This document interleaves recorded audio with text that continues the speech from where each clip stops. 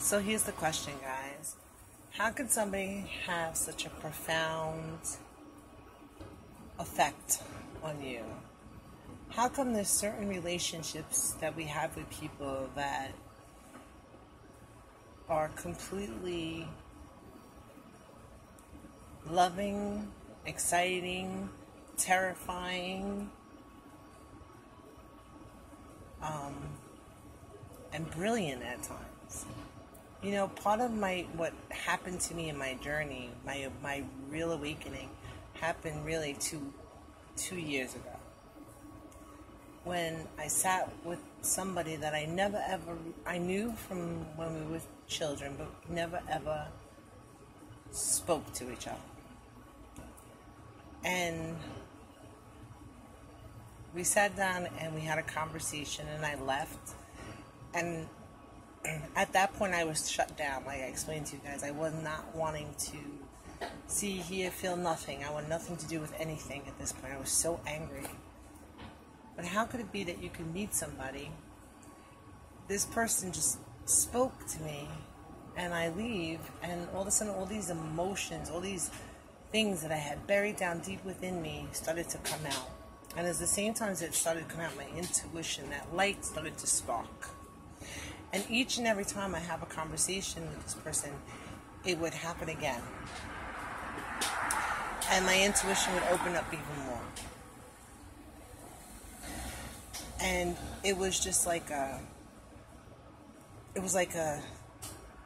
chain reaction. Everything started happening to me at once. I mean, it was just a complete transformation of myself. And it was terrifying, and it was scary, and it was unusual, and it scared the living shit out of me, and I'm not even going to lie to you guys, it scared me to death. I mean, how can somebody, just by speaking to you, open you up and awaken you to something you shut down? And how could that be, right? So do you look at it in a worldly way? Well, I did, guys. I looked at this friendship, relationship, whatever you want to call this, in a worldly way. And it was definitely a battle, because you want to make things so worldly when the truth was, this wasn't worldly. This wasn't worldly. This was something more than that. And it's not even about loving someone or about being in a relationship with someone. There was something so profound and something so beautiful about this relationship, you know? And of course, right away, I wanted to make this worldly. Like, oh, we need to be together. Oh, it needs to be this way. Oh, it needs to be that way. And no. And every time I tried to do that, the rug was pulled right underneath my feet, because it wasn't meant to be that way.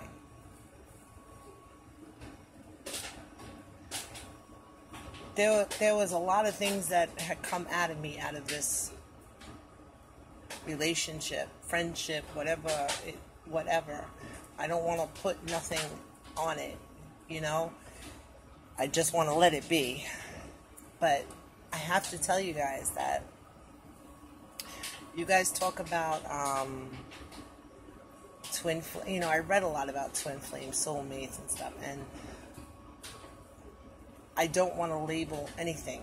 You know, it's something when you find a profound, like when you find those kind of things or those kind of relationships with people, don't label it, don't put it as anything. Just let things be. Let it be what it's supposed to be. I learned so much. I grew so much. And the connection, it's not worldly.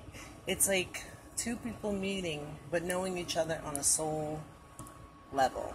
And that's what it is. And it took me a long time to say those words, to see what that is. It's like soul to soul. Like, I know your soul, you know my soul. And they're friends. Or they're just... And it comes with this love.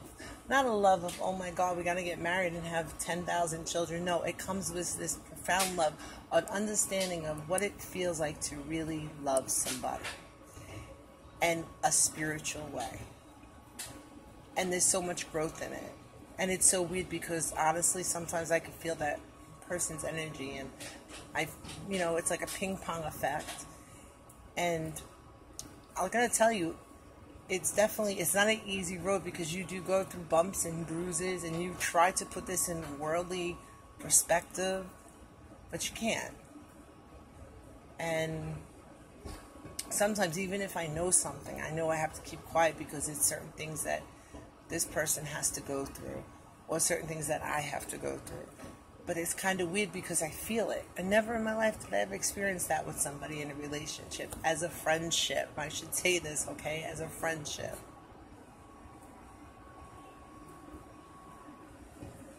So guys, that was my wake up. That was my awakening. And I know that you guys all talk about when you have a twin flame, that's what it is. It's part of the ascension, and they're here to awaken you to your true path. And not every twin flame is going to be together. Most of the time, it's not even about that. It's about the ascension, about working together for the better benefit for the collective. And if that's truly what this is, then I have to tell you guys that definitely it is not. It is definitely bumps and bruises, and it's definitely heavy at times. It goes a lot within. There is so much more to it. But I gotta tell you guys, if you ever meet somebody that awakens you and gives you those things, just treasure those. Don't try to label them. Don't try to make it anything but what it is. And it's funny because this person always used to say to me, let it be. Especially in the beginning when I was trying to make it all this worldly thing, let it be. And the funny part about that person saying that word, let it be, was that when I used to always write to Spirit, my favorite word to Spirit was, let it be. I used to write it, and I used to end the ends of the writing with, let it be. And that was Spirit telling me, let it be. And I would write it in big, bold letters. And I forgot that, because at that point, I was shut down. So, if you guys are experiencing any types of those relationships, and it's awakening you and stuff, and it's definitely a battle, and anybody who understands that, but cherish it and see it as a spiritual connection and let it grow within that, and definitely let it be.